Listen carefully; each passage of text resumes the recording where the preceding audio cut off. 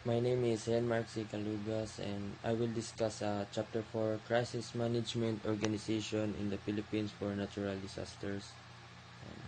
Next. Crisis Management Organization. Determine the levels of authority, responsibility, and accountability. There are three significant characteristics in establishing crisis management. There are short deliberation time. When a crisis occurs, either man-made or natural crisis, the amount of time available for deliberation is comparatively short. Short deliberation time pag naay crisis, man-made or natural crisis pa naay, decision ay limitado ra. O next is the decision concerning the response to a crisis must not only be coordinated at the national level but also coordinated and implemented in integrated manner at the local levels, regional, provincial. Kining national level coordination, dili ra pang local nga antas kundi apil ang mga barangay o mga bayan or OFW, dili lang sa pangmataas, apil ang mga gagmay nga mga sektor. Any crisis procedure must not only include these agencies and stakeholders but must also ensure that their perspectives are adequately integrated into overall government. Kining integration of government agencies and other stakeholders kinahanglan siguraduhon sa mga ahensya sa gobyerno ang ilang mga tungkulin sa mga panahon sa crisis. Next is Crisis Management Committee. The Crisis Management Committee or CMC is a governing BOD that take decisive action to resolve crisis or emergency. Mo ni sila ang mga nag-resolve sa mga crisis. It is a goal na sila goal and formulation of crisis management policies, integration, orchestration of government and public efforts through control of over crisis incident. Crisis Management Committee o CMC kay kani sila ang pangunahin nga nay mga tungkulin para sa masulbaran nila ang mga crisis. Mga membro sa CMC ay nasila'y kanya-kanyang responsibilidad. Siguraduhon ang mga seguridad sa mga tao o sa mga ilang bayan. Kining CMC o kining sense making considered as the classical assessment step in decision making. Kani kay pag unawa sa mga sitwasyon o mga mabuhat sa ilang hakbang o proseso, suri sa mga impormasyon nga na ilang sense making. O decision making is about of coming to a decision is the implementation of that decision. Kani kay mga pagpatupad nila sa mga decision kung saan nila pag-decision nilang mga buhaton. O meaning making refers to crisis management as a political communication, maning mga communication sa mga political. And termination of crisis is only possible if the committee through its chairperson correctly handles the accountability question. Terminating kay pahumanay na ang crisis, kinahanglan nila siguraduhon nga masolusyonan og maayo ang kining crisis kung pahumanay na ba jud. Next is learning. Refers to actual learning from crisis. Kining learning kay mao ni ang ilang mga matun-an sa mga crisis, ilang mga kung unsa ilang i-improve or unsa ilang mga mistakes nila during crisis para mas ma-improve nila ilang kung unsa ba ilang pagkamali. Chairperson CMC mo nilang medical, legal, logistics and communication relation, public safety and security, social services and technical advisors kung kinahanglanon ra. Establish procedures for producing timely direction and guideline. Kini kay pag naay mahitabo nga crisis, mas maayong naay patakaran o pamamaraan para makahatag og sa mga gabay sa lipunan o mga procedures sa ilang mga guideline and coordinate and implement responses to crisis in an integrated manner from national levels in cases OFWs with ambassador. Kini kay sa mga ambasador na sa mga pagtugon nila sa mga crisis dili ra taman pamban sa mga local levels lang o sa mga pambansang antas o dapat apil ang mga barangay o mga OFWs mas gina-priority gapon sila during crisis, and ensure that the perspective of government agencies and other stakeholders are integrated into the overall government response. And ang crisis kay maaaring nga makaapekto sa mga lain o mga sektor, mas maayong maapil ang ahensya sa mga gobyerno kining ilang mga pang-response o uban pang mga stakeholders.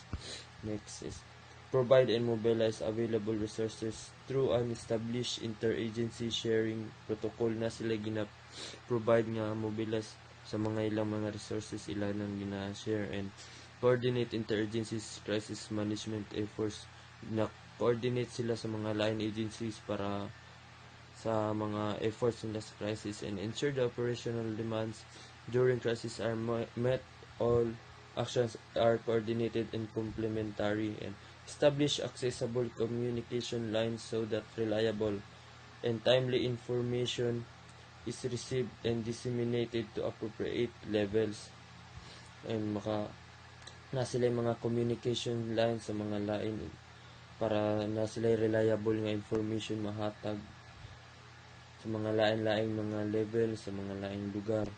Kinahanglanon nila og incident command system. The incident command system is a set of personnel, policies, procedures, facilities, and equipment integrated into a common organizational structure designed to improve emergency response operation of all types and complexities. And ang incident command system ay ginatawag nga ICS ay mo ni isa ka system nga ginabuo sa mga tauhan, pamaraan o pasilidad kani kay kagamitan o ginagamit during crisis. Kani sila ay magsanipwersa para malabanan nila ang mga man-made or natural crisis pa na,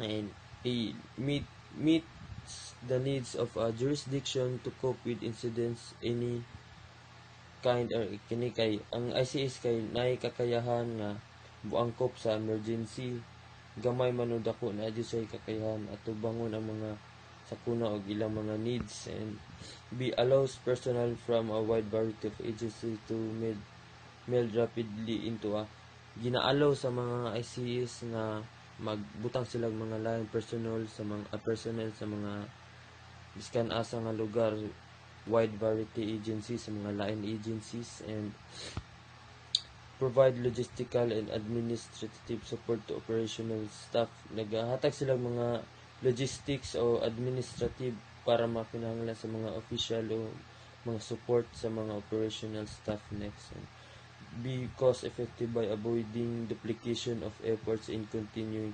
Ang mga incident command system kay ginaiwasan nila nga madoble ilang trabaho para pagtugon sa crisis, and para maiwasan ilang maaksaya ilang oras o mga pundo nila para mas maepektibo ilang operasyon during crisis, and because effective avoiding duplication of the continued overhead. And Good day everyone, my name is Lunas Caparso Jr. I'm going to report the Incident Command System or ICS. So it is a standardized management system designed to enable effective and efficient incident management, and its organizational structures is flexible and scalable, meaning it expands or contracts based on the size, complexity, and specific hazard of the incident. So there are three modules in the ICS organizational structures. So first is the incident commander.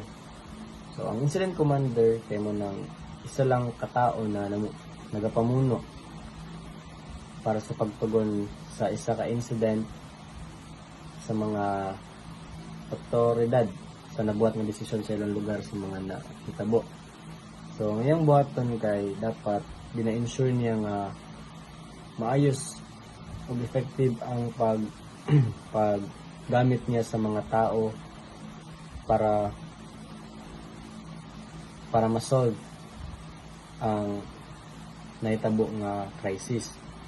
So ang incident commander kay pwede na siya ma-single incident commander. So mao nang isa ka person na nagapamahala sa isa ka incident. So next is the unified commander. So mao ning isa ka tao na gina-ensure jud na pamunuan ang mas dako nga incident kung sa dapit ang mga daghan nga crisis nga nahitabo. So next is the area commander. So mo na sa katao nga naghatag pati og suporta sa mga lahi-lahi ngayon sa incident commander sa lahi-lahi pud nga location sa mga nahitabo nga crisis. So next is the general staff. So responsible ni ng general staff sa pagplan, nagapamahala po sa operasyon o nagakuha og paghatag og suporta sa mga nakaagig incident. So ang general staff kay ginabuo ni sila as operational chief. So ang operational chief kaya nagapamahalan siya sa tanan sa mga naglihok para matugunan ang mga layunin ng mga insidente. So next is the planning section chief. So responsible ni sila sa nagapakita og information about sa incident. Pati na pod sa mga tanan na ginakuan og mga balita kung unsay lang mga sitwasyon. So next is the finance or administration section chief. Muna nagasubaybay sa mga ginagastuhan, talaan ng mga tauhan, kahilingan, pati na rin ang mga kontrata ng kinakailangan sa mga logistics person or chief. So next is the logistics section chief. So muna naghahatag sa mga tanan na kailangan sa ginakuhaan ng mga serbisyo pati na pod sa mga pag-support sa mga nakakakuha ng incident. Next is the technical staff, or is the last. So the technical staff, sila ang naghahatag og mga payo sa mga incident commander o ginabuon ni sa mga safety officer na naga-survey sa mga condition o mga kaligtasan sa nagabuhat para sa mga nagabuhat para ma-ensure na safety ang seguridad o sa mga tanan nga tauhan. So next, the liaison officer. So mao ni nagsisilbing pangunahing tagapamagitan sa mga ahensyang nagbibigay ng suporta sa mga insidente. So next or last, the public information officer. So responsible na sila sa paghatag sa mga information sa loob ng mga organisasyon. Pati na po ang mga media o iba pang ahensyang nangailangan ng impormasyon tungkol sa insidente. So mga ito ilang role sa technical staff. Mga itong role sa technical staff. So next is the public information officer or PIO,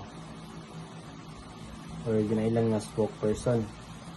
So PIO or spokesperson is responsible for ensuring that accurate information and also a clear, consistent message are provided to the media during a crisis. So there should be only one spokesperson to maintain consistency and clarity of information. So the PIO have a function. So first, to provide information openly and honestly with minimal delay. Then build confidence, trust, respect, and credibility. So among the members of the crisis management or CMC and the incident command system. So muna sa